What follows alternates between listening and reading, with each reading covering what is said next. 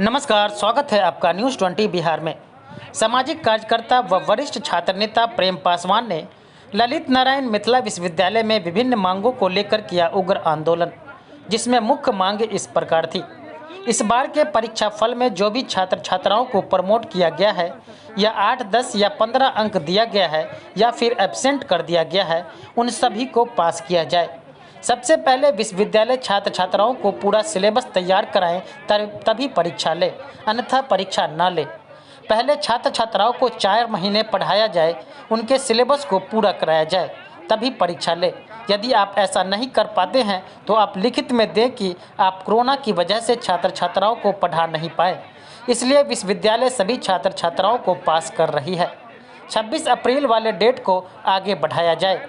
Corona महामारी में examination fees काफ़ी ज़्यादा लिया जा रहा है, उसे कम किया जाए ताकि एक गरीब बच्चा भी उच्च शिक्षा ले सके। छात्र छात्राओं ने एलएनएमयू के शिक्षा व्यवस्था पर उठाया सवाल।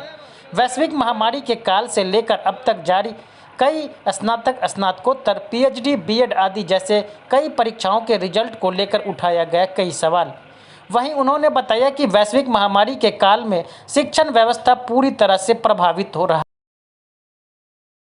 8/7/2020 को हमारा परीक्षा नियंत्रक से बात हुआ था कि सर इस कोरोना महामारी में ग्रेजुएशन फर्स्ट पार्ट और ग्रेजुएशन सेकेंड पार्ट के स्टूडेंट को पास किया जाए। तो इन्होंने हमको कहा था कि ठीक है, उनको पास कर दिया जाएगा, आप आंदोलन नहीं करिए, ग्रेस मार्किंग करके उनको पास कर दिया जाएगा।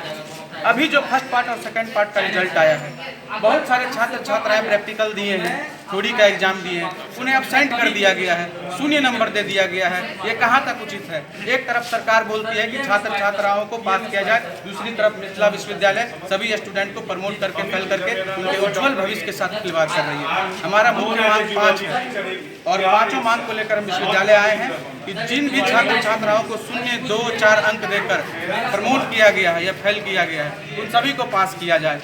कोरोना महामारी को देखते हुए सबसे पहले विश्वविद्यालय पूरा सिलेबस पढ़ाए। जब पढ़ाई ही नहीं हुआ तो छात्र कैसे एग्जाम देंगे? सबसे पहले आप 4 महीने के अंदर में पढ़ाई करवाइए।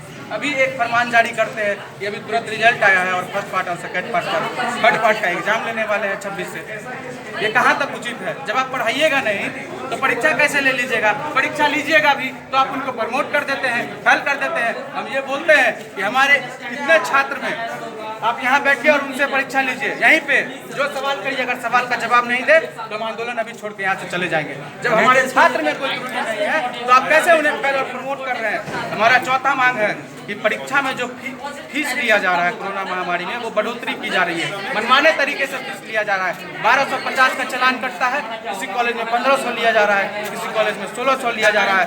विश्वविद्यालय जहाँ पे तानाशाही रवैया किया जाता है। जब कोई छात्र यहाँ आते हैं अपनी समस्याओं को लेकर तो यहाँ के गार्ड के द्वारा उन्हें धक्का दिया जाता है, उन्हें फेंक दिया जाता है, मारा पीटा जाता है, मोबाइल छीन लिया जाता है। इन सभी मांगों को लेकर हम आज यहाँ आए हैं। आप क्या किए हैं? अभी हम पूरे तरीके से विश्वविद्यालय को बंद किए हैं, जिसमें कुलपति कार्यालय हम लोगों ने बंद किया है, परीक्षा नियंत्रक के कार्यालय को बंद किया। आगे क्या करेंगे आप? आगे जब तक सारे छात्र छात्राओं को पास नहीं किया जाता है तब तक हम ये आंदोलन करते हैं। किस वर्ष का ये पूरा मामला है?